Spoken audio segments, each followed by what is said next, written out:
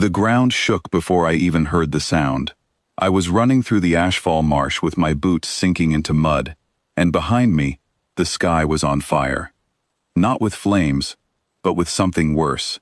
A supply transport had gone down half a mile back, torn apart by a storm that came out of nowhere, and I was the only one who made it out of the wreck alive. My name is Corwin. I was a logistics officer, nothing more. I moved crates, counted supplies, and stayed far away from anything that looked dangerous. That night, danger did not care what my job title was. Lightning cracked across the sky and lit up the marsh for one full second.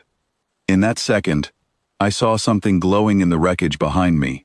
Not fire, not metal catching light. Something alive. I should have kept running. Every instinct told me to keep moving toward higher ground before the storm pulled the marsh water up around my knees.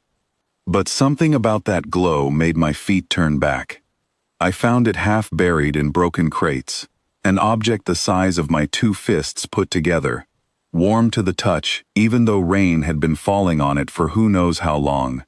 Thin lines of blue light moved across its surface like a heartbeat. It was an egg. I did not know whose egg it was. I did not know what kind of creature would come out of it. All I knew was that it was warm, it was alone, and the storm was about to bury it completely. I wrapped it in my jacket and ran. For 11 days, I carried that egg through land I did not know, past a war I no longer had a place in. My unit was gone. My radio was broken. I had a knife, half a bag of dried food, and an egg that would not stop humming softly against my chest at night, almost like it was trying to comfort itself. I talked to it because talking kept me from feeling completely alone. I told it about my sister, about the smell of fresh bread, about how I used to be scared of thunder, until I taught myself to count the seconds between the flash and the sound. I did not expect it to understand me. I just needed to hear a voice, even if it was only my own. On the 11th night, the worst storm yet rolled over the hills. I found a shallow cave and pressed myself into the back of it, holding the egg against my ribs, feeling the thunder shake the stone around me. That was the moment the shell finally cracked. I remember the sound most of all.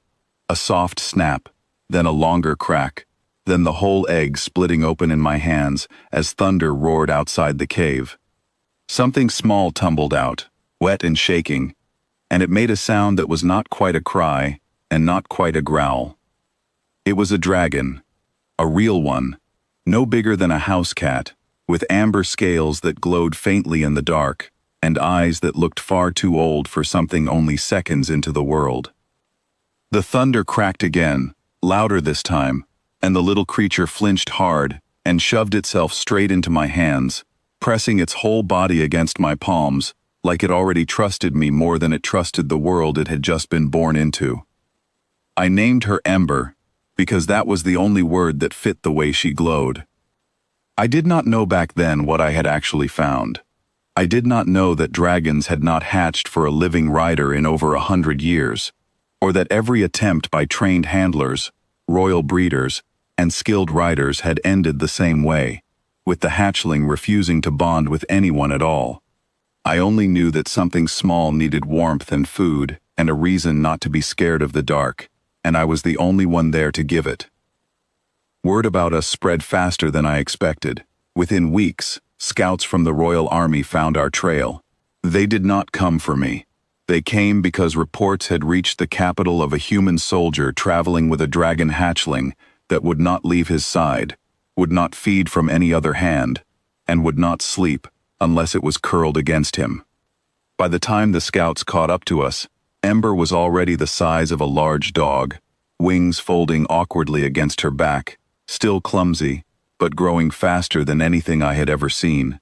She growled at every stranger who came near me. She did not attack.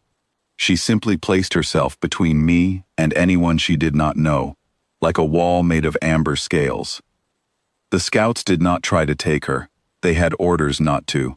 Instead, they escorted us both toward the capital, and that is when I learned exactly how big of a deal this had become. The dragon conclave had not gathered in decades. These were not hatchlings. These were ancient dragons, some larger than city towers, creatures old enough to remember kings that history books had forgotten. When we arrived, the entire courtyard went silent. Soldiers stepped back. Advisors who had spent their whole lives around dragons stood frozen, watching a hatchling walk beside a soldier instead of flying to the elders waiting for her. I was brought into the great hall alone, with Ember pressed close against my leg the entire way. The hall was built for creatures far bigger than any human, with ceilings so high the torches near the top looked like tiny stars. At the far end sat the eldest dragon in the kingdom, her scales a deep, dark gold, her eyes sharp enough to make my knees lock in place. She lowered her massive head until it was level with mine, and her voice rumbled through the stone floor beneath my boots. "Why her?" she asked. "And why him?" I had no answer ready. I was not a hero. I was not chosen by fate. I was just a man who found something small and scared, and did not have it in him to leave it behind. Ember answered before I could say a single word. She climbed up onto my shoulder, small huff of smoke curling from her nose, and stared straight at the elder dragon like she was daring anyone in that hall to try separating us. The elder studied me for a long moment, long enough that I could hear my own heartbeat pounding in my ears. Then she spoke again, and this time her words were not just for me. She said that dragons do not bond with power, or wealth, or magic, or bloodline, no matter what old stories like to claim. A hatchling bonds with devotion. It searches, in the earliest hours of its life, for the one creature willing to give everything, with nothing expected in return. Most humans who had tried to earn a bond spent years training for it, learning ancient rituals, studying old texts, believing that dragons wanted strength, or magic, or royal blood. I had done none of that. I had simply refused to leave a warm, glowing rock alone in a storm. The elder said that was the rarest choice a creature could make, and that Ember had made it in 11 days, in the mud, expecting nothing back. The hall stayed silent after that. Then, slowly, one advisor stepped forward and bowed, then another. Within a minute, the entire hall had lowered their heads, not to me, but to the bond standing beside me. I will not pretend the following months were simple. Ember grew fast, faster than any handler expected, and there were nights I stood outside training grounds not knowing if I was raising a companion or preparing to lose control of something far bigger than myself. There were councils who wanted to separate us for training purposes, convinced no ordinary man could guide a creature meant to defend a kingdom. Every single time, Ember refused to cooperate with anyone who tried to take her from my side, until even the most stubborn advisors gave up trying. A young trainer named Elena worked with us for most of that first year. She was patient in ways I was not, teaching me how to read the small shifts in Ember's body before they became bigger problems, how to calm her during storms without letting her feel like I was trying to control her instead of protect her. Elena told me once that most riders spend a decade trying to build the kind of trust Ember and I already had, without even trying. I did not know what to say to that, so I just kept doing what I had always done. I stayed. By the time Ember's wings had grown wide enough to cast a full shadow over the training fields, people had stopped asking why a dragon chose an ordinary soldier. They had started asking a different question instead. What made devotion rare enough that even ancient dragons noticed it? I still do not have a full answer.